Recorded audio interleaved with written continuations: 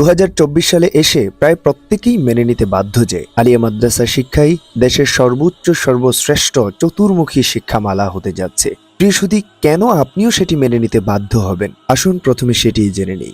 জামিয়া আহমদিয়া সুন্নিয়া আলিয়া মাদ্রাসা চট্টগ্রামের পাঁচলাইশ থানাধীন এই মাদ্রাসাটি গোটা বাংলাদেশের অসংখ্য আলিয়া মাদ্রাসার মধ্যে অন্যতম একটি আলিয়া মাদ্রাসা। এই মাদ্রাসার চেয়েও র্যাঙ্কে অনেক উপরে অনেক মাদ্রাসা রয়েছে, যেমন সরকারি আলিয়াগুলো রয়েছে। এছাড়াও আরো বেসরকারি প্রতিষ্ঠান রয়েছে আলিয়া মাদ্রাসা, যেগুলো এই মাদ্রাসা থেকেও আরো অনেক উপরের র্যাঙ্কে রয়েছে। কিন্তু যদি এই মাদ্রাসাটা নিয়ে আপনি কিছুটা জানেন, ক্লাস 1 থেকে একেবারে মাস্টার্স পর্যন্ত যেই কোনো শ্রেণীর শিক্ষার্থী এখানে পড়াশোনা করার মতো ব্যবস্থা পাবে। আছে বোর্ডিং, এবং হাজারো স্টুডেন্ট প্রত্যেক বছর এখান থেকে পড়াশোনা করে নিজেদেরকে সমৃদ্ধ শিক্ষাবিদ হিসেবে গড়ে তুলতে পারছে। আরো বড় কথা হলো, এই একটি মাদ্রাসায় পড়াশোনার পর একটি ছেলে যেমনই ভাবে আলেম হতে পারবে, কারি হতে পারবে, হাফেজ হতে পারবে, যেমনই ভাবে মুফাসসির, মুফতি, মুহাদ্দিস হতে পারবে, তেমনই ভাবে সেম সার্টিফিকেটে বাংলাদেশের সকল সেক্টরে কিন্তু সে কাজ করার সুযোগ পাবে। এবং শুধু তাই নয়, এই মাদ্রাসার অনেক শিক্ষার্থী রয়েছে যারা ইউনিভার্সিটিতে বিভিন্ন বিষয়ে চান্স পেয়ে অধ্যয়ন করে যাচ্ছে। আবার এমন অনেক স্টুডেন্ট রয়েছে যারা বাংলাদেশ সিভিল সার্ভিসে পরীক্ষা দিয়ে বিজয়ী হয়ে সেখানে বিসিএস ক্যাডার হিসেবে বাংলাদেশের আমলাতন্ত্রের নিয়ন্ত্রণ করছে, কাজ করে যাচ্ছে বিভিন্ন পেশায়, কাজ করে যাচ্ছে বিভিন্ন অঙ্গনে। রাষ্ট্রের উন্নয়নে অসংখ্য অগণিত স্টুডেন্ট এই মাদ্রাসা থেকে পড়াশোনা করে বের হয়ে তারা নিজেদেরকে দাঁড় করিয়েছে স্বাবলম্বী হিসেবে, সফল হিসেবে। প্রিয় সুধী, এমন অসংখ্য মাদ্রাসা রয়েছে বাংলাদেশে। তবে শিক্ষার ধরন, নীতিমালা, পাঠ্যবিন্যাস এবং সাবজেক্টের উপর ভিত্তি করেই শিক্ষা ব্যবস্থার মূল্যায়ন করা হয়। এদিক থেকে যদি আলিয়া মাদ্রাসার শিক্ষা ব্যবস্থাকে স্কুল কলেজের সাথে তুলনা করা হয়, তবে চোখ বন্ধ করেই বলা যেতে পারে যে মাদ্রাসার শিক্ষা ব্যবস্থা প্রায় সব দিক থেকেই স্কুল কলেজের থেকে অনেক এগিয়ে থাকে। কেননা আলিয়া মাদ্রাসার সার্টিফিকেটকে স্কুল কলেজের সার্টিফিকেটের সমমূল্যায়নই করা হয়। কিন্তু স্কুল কলেজে যেসব সাবজেক্ট পড়ানো হয়, আলিয়া মাদ্রাসায় তার দ্বিগুণ বেশি পড়ানো হয়। আর একটু ক্লিয়ার করে বলতে গেলে বিষয়টি এমন যে স্কুল কলেজের সিলেবাসের বিষয়গুলোকে আলিয়া মাদ্রাসায় পড়ানো হয়, আবার ইসলামিক সাবজেক্টগুলোকেও একই সাথে পড়ানো হয়। আলিয়া মাদ্রাসায় শিক্ষার্থীরা বাংলা, অঙ্ক, ইংরেজি, সমাজবিজ্ঞানের সাথে সাথেই অতিরিক্ত 6 থেকে 7টি বিষয় পড়তে হয়, যেমন কোরআন, হাদিস, আরবি, যুক্তিবিদ্যা, ইসলামী অর্থনীতি, ইসলামী আইন, ইসলামী ইতিহাস ইত্যাদি আরো কিছু বই রয়েছে। দেশের অনেক মাদ্রাসায় উল্লেখিত অতিরিক্ত সাবজেক্টগুলোর সাথে আরো 4 থেকে 5টি বিষয় অধ্যয়ন করতে হয়। স্কুল কলেজের মতোই মাদ্রাসায়ও রয়েছে টেকনোলজি, সায়েন্স, আর্টস, কমার্সের শিক্ষার্থী হওয়ার সুযোগ। মাদ্রাসায় অধ্যয়নকারী একটি মেধাবী শিক্ষার্থী যথাক্রমে ইংরেজি, আরবি, উর্দু, ফার্সি, হিন্দি এবং বাংলা ভাষায় পারদর্শিতা অর্জন করার সুযোগ পায়, এবং অধিকাংশরাই একাধিক ভাষায় দক্ষতা লাভ করে। কিন্তু একটি স্কুল কলেজের শিক্ষার্থী কোনোভাবেই এতগুলো দক্ষতা অর্জনের সুযোগ থাকে না, এতগুলো বিষয়ে অর্জনও করতে পারে না, এবং আলিয়া মাদ্রাসার শিক্ষার্থীদের মতো জীবন ঘনিষ্ঠ ও ধর্মীয় উভয় সাইটেই জ্ঞান অর্জনের মাধ্যমে বেড়ে উঠতে পারে না। আলিয়া মাদ্রাসার শিক্ষার্থীরা বর্তমান দুনিয়ায় প্রায় সকল প্রতিষ্ঠানেই অধ্যয়নের যোগ্যতা রাখে। দেশের university, medical, engineering, diploma, cadet সহ বিদেশের বিখ্যাত ইউনিভার্সিটিগুলোতেও স্কলারশিপ পেয়ে উচ্চশিক্ষা লাভের সুযোগ পাচ্ছে। কিন্তু এখানে স্কুল কলেজের শিক্ষার্থীরা যদিও সমানভাবে সুযোগ পাচ্ছে, কিন্তু ধর্মীয় ইউনিভার্সিটিগুলোতে পড়াশোনার সুযোগ থাকছে না। কেননা সুযোগ দেয়া হলেও নিচের রিলেটেড কারিকুলামে ধর্মীয় সাবজেক্টের জ্ঞান অর্জন না করায় ইউনিভার্সিটিগুলোতে পড়ালেখার ক্ষেত্রে কুলিয়ে উঠতে পারে না, ফলে তারা এই ক্ষেত্রে পিছিয়ে পড়ে। তবে একটি বৈষম্যের চিত্র লক্ষ্য করা যায়।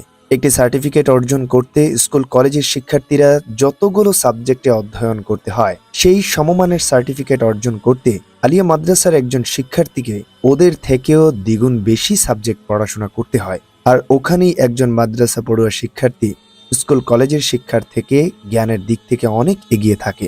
দেশে অনেক শ্রেণীর স্কুল, কলেজ ও মাদ্রাসা রয়েছে। তবে আজকের এপিসোডে আমরা সরকারি অধিভুক্ত এবং পরিচালিত এবং এমপিওভুক্ত প্রতিষ্ঠানগুলো সম্পর্কেই আলোচনা করছি। আরো একটি কথা, আজকের এপিসোডটি কোনো প্রতিষ্ঠান বা ব্যক্তিকে ছোট করার উদ্দেশ্যে তৈরি করা হয়নি, বরং প্রকৃত জ্ঞানের আলোকে যোগ্যতা অর্জন করা এবং প্রতিষ্ঠানের মূল্যায়নটা সবার সামনে তুলে ধরার স্বার্থেই উভয় কারিকুলামের একটি তুলনা উপস্থাপন করার চেষ্টা করেছি মাত্র।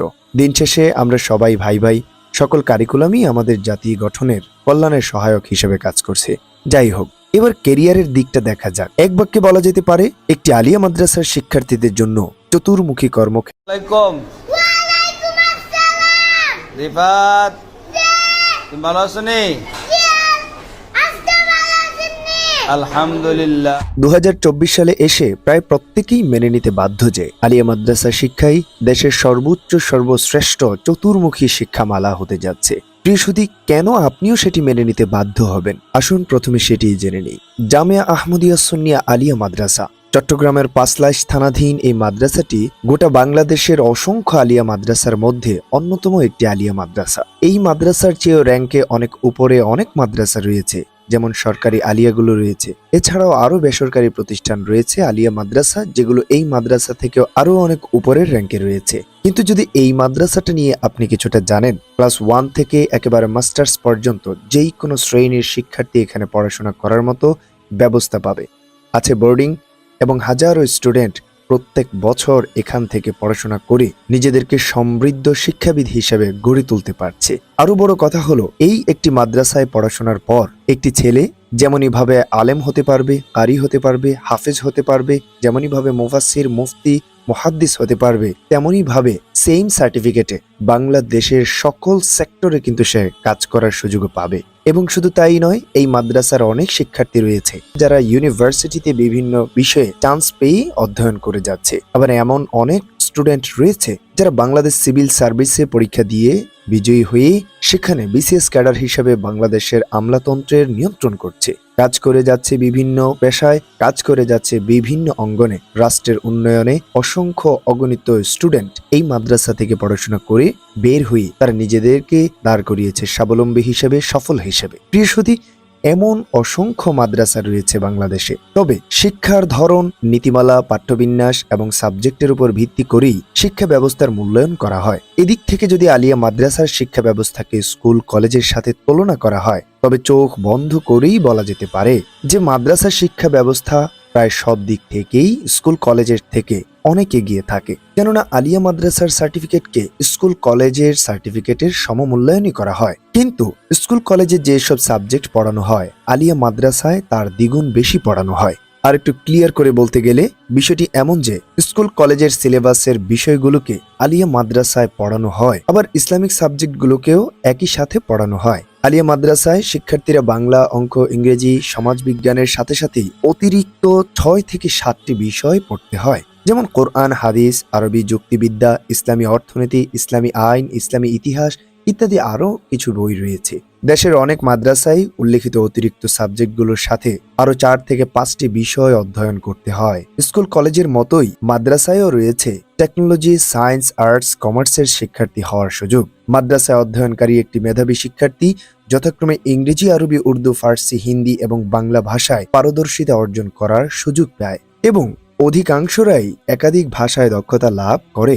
কিন্তু একটি স্কুল কলেজের শিক্ষার্থী কোনোভাবেই এতগুলো দক্ষতা অর্জনের সুযোগ থাকে না, এতগুলো বিষয়ে অর্জনও করতে পারে না, এবং আলিয়া মাদ্রাসার শিক্ষার্থীদের মতো জীবন ঘনিষ্ঠ ও ধর্মীয় উভয় সাইটেই জ্ঞান অর্জনের মাধ্যমে বেড়ে উঠতে পারে না। আলিয়া মাদ্রাসার শিক্ষার্থীরা বর্তমান দুনিয়ায় প্রায় সকল প্রতিষ্ঠানেই অধ্যয়নের যোগ্যতা রাখে। দেশের university, medical, engineering, diploma, cadet সহ বিদেশের বিখ্যাত ইউনিভার্সিটিগুলোতেও স্কলারশিপ পেয়ে উচ্চশিক্ষা লাভের সুযোগ পাচ্ছে। কিন্তু এখানে স্কুল কলেজের শিক্ষার্থীরা যদিও সমানভাবে সুযোগ পাচ্ছে, কিন্তু ধর্মীয় ইউনিভার্সিটিগুলোতে পড়াশোনার সুযোগ থাকছে না। কেননা সুযোগ দেয়া হলেও নিচের রিলেটেড কারিকুলামে ধর্মীয় সাবজেক্টের জ্ঞান অর্জন না করায় ইউনিভার্সিটিগুলোতে পড়ালেখার ক্ষেত্রে কুলিয়ে উঠতে পারে না, ফলে তারা এই ক্ষেত্রে পিছিয়ে পড়ে। তবে একটি বৈষম্যের চিত্র লক্ষ্য করা যায়। একটি সার্টিফিকেট অর্জন করতে স্কুল কলেজের শিক্ষার্থীরা যতগুলো সাবজেক্টে অধ্যয়ন করতে হয়, সেই সমমানের সার্টিফিকেট অর্জন করতে আলিয়া মাদ্রাসার একজন শিক্ষার্থীকে ওদের থেকেও দ্বিগুণ বেশি সাবজেক্ট পড়াশোনা করতে হয়।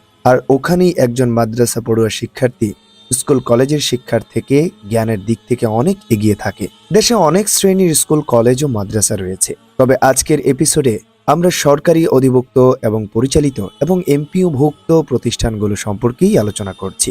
আরো একটি কথা, আজকের এপিসোডটি কোনো প্রতিষ্ঠান বা ব্যক্তিকে ছোট করার উদ্দেশ্যে তৈরি করা হয়নি, বরং প্রকৃত জ্ঞানের আলোকে যোগ্যতা অর্জন করা এবং প্রতিষ্ঠানের মূল্যায়নটা সবার সামনে তুলে ধরার স্বার্থেই উভয় কারিকুলামের একটি তুলনা উপস্থাপন করার চেষ্টা করেছি মাত্র। দিন শেষে আমরা সবাই ভাই ভাই, সকল কারিকুলামই আমাদের জাতি গঠনের কল্যাণের সহায়ক হিসেবে কাজ করছে।